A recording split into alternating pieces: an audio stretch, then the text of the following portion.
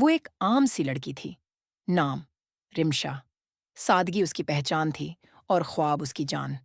हर सुबह कॉलेज जाती थी और हर शाम टूटे हुए घर में लौटती थी।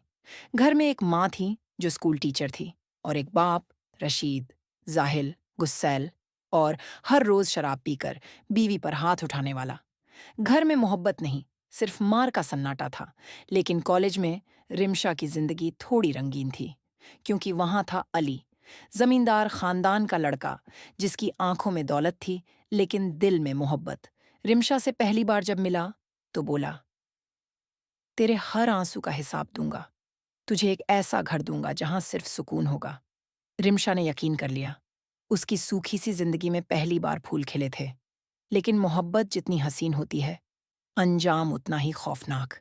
एक शाम रिमशा और अली साथ लौट रहे थे। रशीद ने देख लिया। आंखों में गैरत का जर उतर आया। उस रात अली की सांसें हमेशा के लिए रोक दी गईं। रशीद ने उसे अपने हाथों से मार डाला। रिमशा चीखती रही, लेकिन किसी ने न सुनी। रशीद जेल गया। रिमशा टूटी, लेकिन मरी नहीं। चंद हफ्तों बाद अली का भाई जुनैद आया। उसकी बीवी शाइस्ता, एक चालाक औरत। उसने कहा, इससे शादी करवा लो, शायद औलाद हो जाए। रिमशा ने चुपचाप शादी कर ली। न खुशी थी न रिश्ता, बस एक सौदा था। कुछ महीनों बाद रिमशा मां बनी। बच्चा गोद में आया तो रिमशा की आंखों में फिर एक रोशनी लौटी। लेकिन उसी रात दूध में जहर मिलाकर उसे मारने की कोशिश की गई। शाइस्ता की आंखों में मुस्कान थी। अब तू बेकार हो गई, निकल इस घर से। किस्मत ने फिर पलटी मारी। रिमशा बच गई। गांव से दूर एक बूढ़ी औरत ने उसे मौत के मुंह से खींच निकाला। 6 महीने तक वो औरत उसकी देखभाल करती रही। जब रिमशा फिर उठी, वो अब वहीं रिमशा नहीं रही थी। अब वो आग बन चुकी थी। 6 महीने बाद गांव में एक नई औरत आई। चेहरा बदला हुआ, चाल धीमी, लेकिन आंखों में बगावत। लोग कहते, वो कोई डायन है, जिसने कसम खाई है सबको खत्म करने की। पहला शिकार बनी शाइस्ता। रिमशा ने धीरे धीरे उसकी सच्चाई दुनिया के सामने ला दी। झूठी दवाइयों के सबूत, औरतों की गवाही और पंचायत में बेइज्जती। जिसने रिमशा को मिटाने की साजिश रची थी, वो अब खुद मिट्टी में मिल रही थी। अब बारी थी जुनैद की। रिमशा ने उसके हर धंधे में जहर घोल दिया।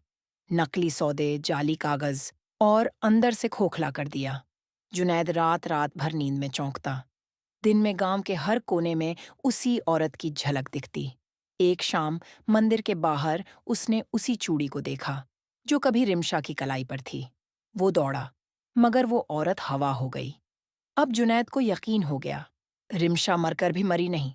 रिमशा ने सब कुछ वापस लिया, अपना नाम, अपना सच और सबसे अहम, अपना बच्चा। एक रात वो गांव के आखिरी मोड़ पर खड़ी थी। बच्चा गोद में था। हवा चल रही थी। चांदनी बर्फ सी ठंडी लग रही थी। उसने आखिरी बार गांव की तरफ देखा और कहा, मैं डायन नहीं हूं। मैं वो औरत हूं जिसे तुमने मिटाने की कोशिश की थी। मगर मैं मिटती नहीं, मैं बनती हूं। और जब बनती हूं तो खत्म करती हूं। जिस मोहब्बत को तुमने मारा था, वो आज भी मेरी आंखों में जिंदा है। और इंसाफ मैंने अपने हाथों से किया है। रिमशा चली गई, मगर गांव में उसकी कहानी रह गई। कहानी एक डायन की नहीं, एक औरत की थी, जो टूटी मगर झुकी नहीं।